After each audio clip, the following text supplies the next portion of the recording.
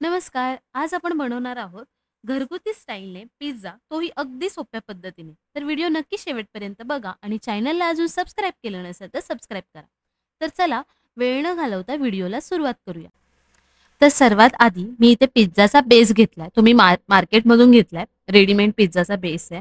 त्यानंतर मी इथे काही भाज्या कापून घेतल्यात. त्यामध्ये मी पिवळ्या रंगाची शिमला मिर्च, लाल रंगाची, हिरव्या रंगाची आणि कांदे हे सर्व भाज्या मी उभ्या चिरून घेतलेल्या आहेत. तुम्हाला अजून भाज्या ॲड करायच्या असतील तर तुम्ही करू शकता.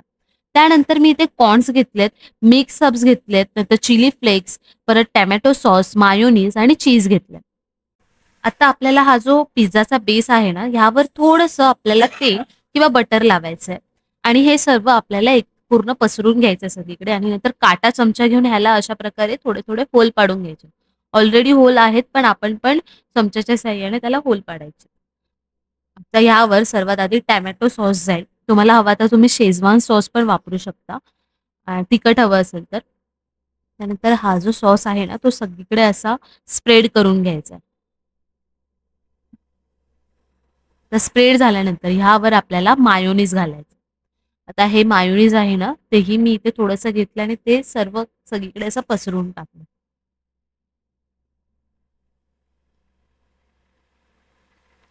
आता वरतून मस्त असं चीज घातलंय.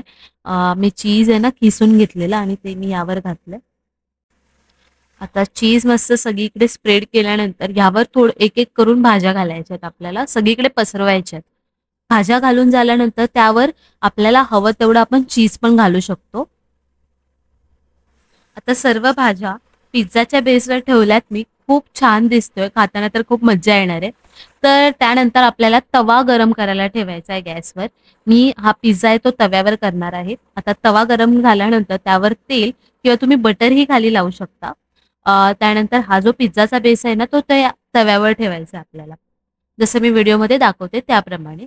आणि नंतर ह्याच्यावर आपल्याला झाकण झाकून ठेवायचं आहे 8 ते 10 मिनिटासाठी. जोपर्यंत हे चीज वरचं आहे ना, ते मेल्ट होत नाही आणि जोपर्यंत खालचा जो भाग आहे ना पिझ्झाचा, तो कुरकुरीत झाला पाहिजे. तोपर्यंत आपल्याला ते गॅसवर ठेवून द्यायचं. 8 ते 10 मिनिटानंतर मी बघतेय तर पूर्ण वरचं जे चीज आहे ना, ते पूर्ण मेल्ट झालेलं आहे. तुम्ही बघू शकता व्हिडिओमध्ये पण तुम्हाला दिसत असेल.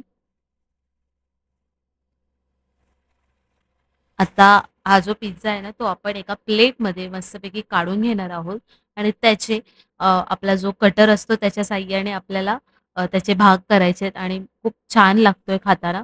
तुम्ही पण घरी नक्की ट्राय करा. तुमच्या घरातल्या लहान मुलांपासून ते मोठ्यांपर्यंत सर्वांना हा पिझ्झा खायला आवडेल आणि पैसे पण वाचतायत आणि कमी वेळात पण होतोय. तर नक्की ट्राय करा आणि अशाच नवनवीन रेसिपी बघण्यासाठी माझ्या चॅनलला लाईक, सबस्क्राईब आणि शेअर करायला विसरू नका. थँक